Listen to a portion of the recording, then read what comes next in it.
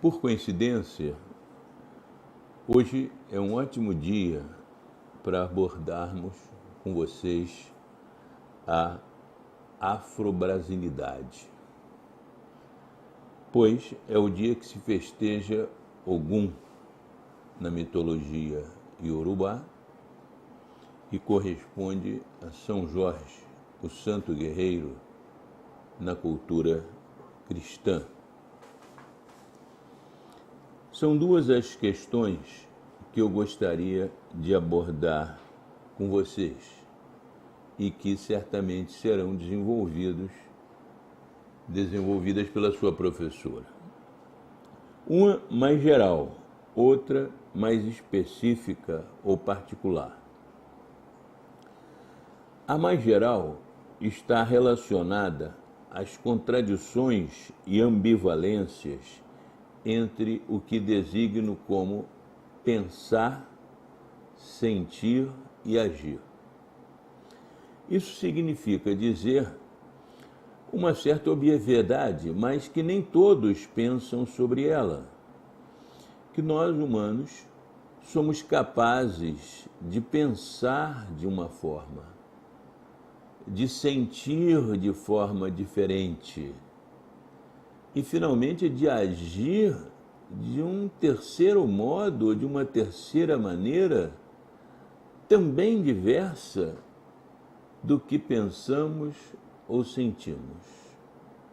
Nós chamamos a isso, do ponto de vista social genérico, de ambivalências ou contradições entre o pensamento, as emoções, em especial aquelas que um dia Freud designou como emoções inconscientes, e a ação ou agir. Daí porque eu falo de uma forma simples entre contradições entre o sentir, o pensar e o agir. Elas podem se referir em pares à contradição entre o pensar e o agir. Você pensa de um jeito e age de outro. Pode se referir ao sentimento. Você sente de um jeito, acaba pensando de outro, acaba agindo de outra forma. Mas, sobretudo, pode acontecer, sim, de você pensar de um jeito e sentir de outro, o que também implica em alterações na sua ação. Essa questão é muito importante para você compreender, na continuidade, a segunda questão mais específica e, em especial, no que tange à afrobrasilidade, as questões postas pela formação histórica do Brasil. A nós, professores, pesquisadores, alunos, brasileiros ou não brasileiros, que vivamos ou não no Brasil, mas que tenhamos interesse em compreender a sociedade brasileira. Eu vou dar dois exemplos e gostaria que vocês também pudessem desenvolver posteriormente com a sua professora, quem sabe fazendo um pequeno fichário com outros exemplos e com exemplos vários que poderiam ser sugeridos por vocês a partir de experiências próprias e devidamente catalogados. Eu aqui vou dar dois exemplos. É um exemplo banal. Você pode pensar na igualdade social entre brancos e negros, defendê-la, inclusive, mas sentir um arraigado preconceito contra os negros, contra os mestiços, que nós frequentemente chamamos de mulatos. Muitas vezes, o sujeito que tem um pensamento contrário ao preconceito, não se imagina preconceituoso na esfera dos afetos. Mas isso pode acontecer. Você pode pensar pró-igualdade entre brancos e negros e viver afetuosamente um preconceito, às vezes brutal, contra os negros. E no agir, isso se refletir numa ação e num comportamento que eu poderia tranquilamente chamar de ação ou comportamentos racistas. Você, como no pensamento é contra o racismo, provavelmente você vai ficar horrorizado de se flagrar racista, sobretudo nos sentimentos, nas emoções, mas isso é perfeitamente possível. E uma vez que você formule essa questão, ou seja, perceba em você mesmo o racismo, com certeza você terá mais elementos para lutar contra o racismo, que você também quer lutar contra ele, pois que você pensa em favor da igualdade entre brancos e negros. Outro exemplo, você pode também pensar em termos de igualdade, e é muito frequente na atualidade isso, entre o homem e a mulher.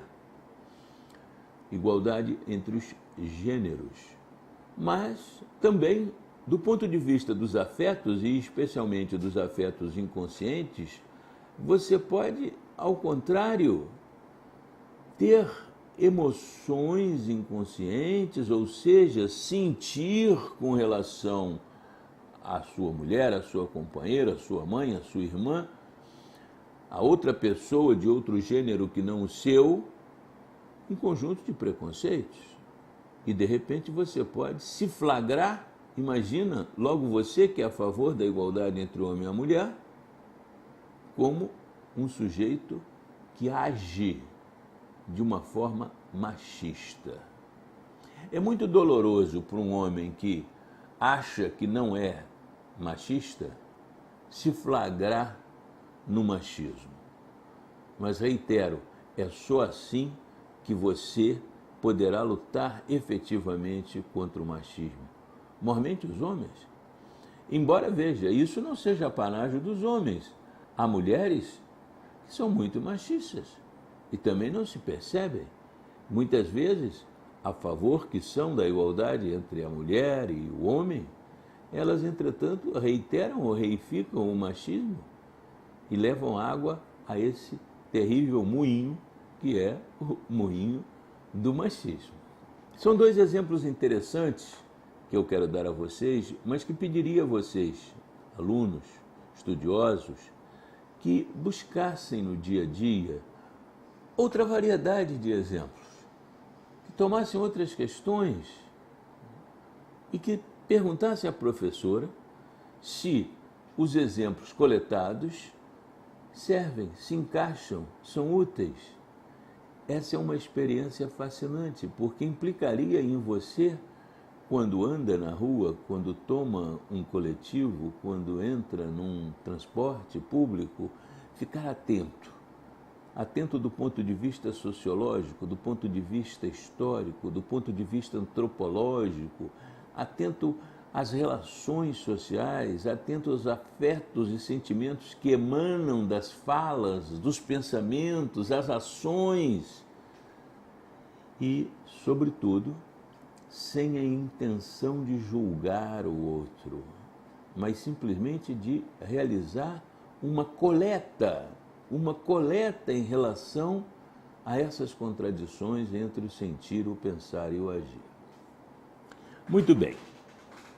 Ainda no domínio geral, eu queria, juntamente com vocês, que vocês pensassem um pouquinho num parágrafo que eu tenho num texto publicado, intitula-se o texto A Ideologia do Favor e a Ignorância Simbólica da Lei, acerca de como o favor na sociedade brasileira desloca a obrigação da cidadania com relação à lei. Eu sei muito bem que o favor não é só isso. Eu sei muito bem que, sobretudo entre as camadas mais pobres da população, o favor é também muito de solidariedade, tem também muito de união, tem também muito de afeto. Sei tudo isso. Mas sei também que as práticas de parentesco, de favor, elas em geral podem também descambar para um comportamento bizarro, que você nomeia uma pessoa das suas relações para uma função que ela não está qualificada. Isto é muito comum no Brasil. Então a ideologia do favor, com muita frequência, desloca práticas que são, ou deveriam ser, baseadas no mérito. Mas o que eu quero chamar a atenção de vocês é como que se dá o projeto, isto é muito importante, de colonização do Brasil no século XVI. E eu vou fazer uma síntese neste parágrafo. O Brasil se constituía, então, por suas relações internacionais. Eu diria, relações globalizantes.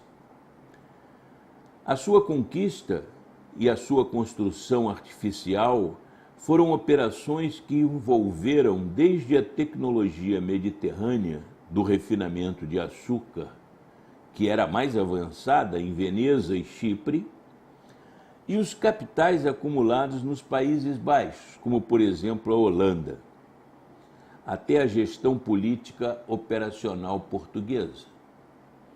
Implicou na transferência, peço a atenção de vocês nisso, que leio, de milhões de pessoas para o Brasil.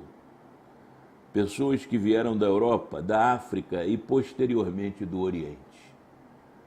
Não podemos esquecer que o projeto ibérico de colonização no Brasil contemplava também uma formidável aliança de classes. Contemplava a aliança entre a classe senhorial portuguesa, falida em Portugal, a nascente burguesia comercial, portuguesa e estrangeira, e o estamento do clero, que não apenas abençoava o projeto, quanto o justificava ideologicamente.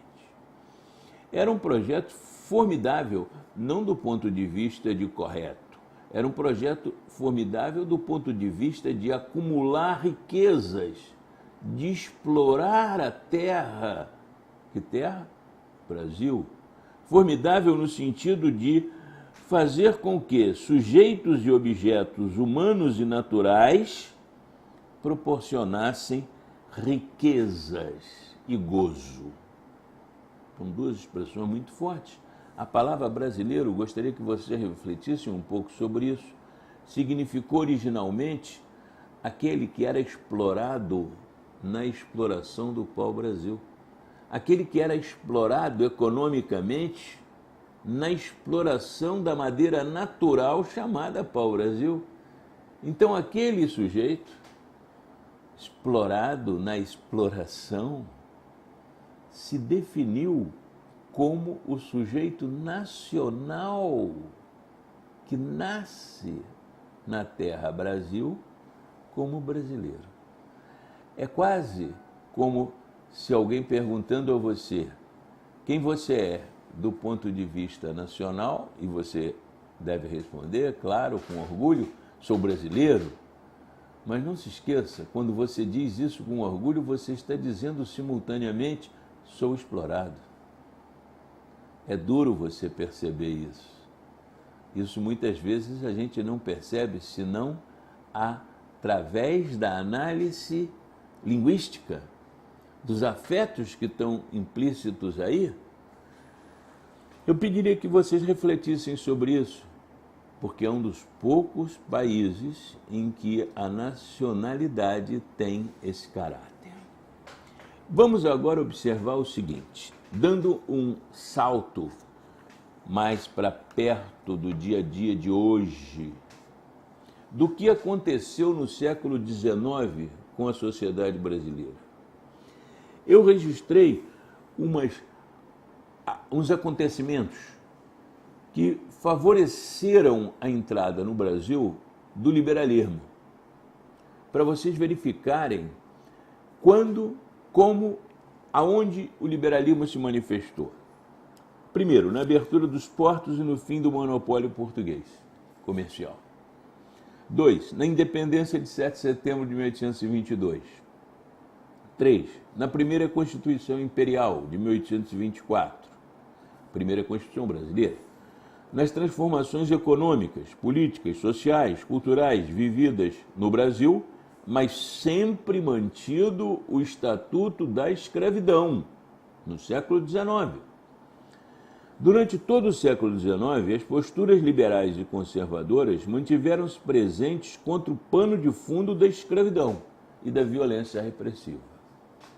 Olha, vocês que me ouvem, não há como estudar a sociedade brasileira sem debruçarmos-nos sobre o estudo da escravidão. Foi uma violência inaudita. Famílias foram separadas, mães ficaram na África, pais ficaram no percurso marítimo, homens e mulheres vieram para cá sem os seus familiares. O Rio de Janeiro foi uma das maiores cidades negreiras do continente, se não a maior. Salvador, logo atrás. Esses fatos que cito não são invencionice, são fatos reais. Vocês podem se interrogar sobre a verdadeira confusão que não devia existir no Brasil entre o liberalismo e o conservadorismo de matriz burguesa e a violência da escravidão. Claro. Agora, junte isso com as ambivalências e as contradições entre sentir, pensar e agir. Olha, a sociedade brasileira não é brincadeira. Por isso é que o compositor Tom Jobim nos alerta: o Brasil não é para principiantes. Você, aluno, aluna, pesquisador, amigo, colega, se quer entender o Brasil, tem que debruçar-se sobre esses eventos, essa complexidade, essas contradições. E digo mais, Machado de Assis, falando do século XIX, foi o grande mestre na periferia do capitalismo. Eu acredito que foi um dos maiores, se não o maior. Embora ele não fosse historiador, mas fosse escritor, fundador, como vocês sabem, da Academia Brasileira de Letras.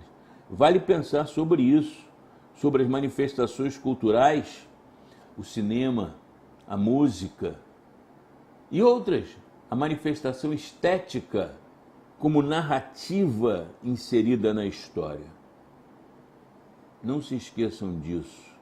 Vocês não precisam se tornar historiadores, mas podem, possuindo uma narrativa histórica, compreender melhor o Brasil e transformar esse Brasil tão injusto que vivemos. Obrigado.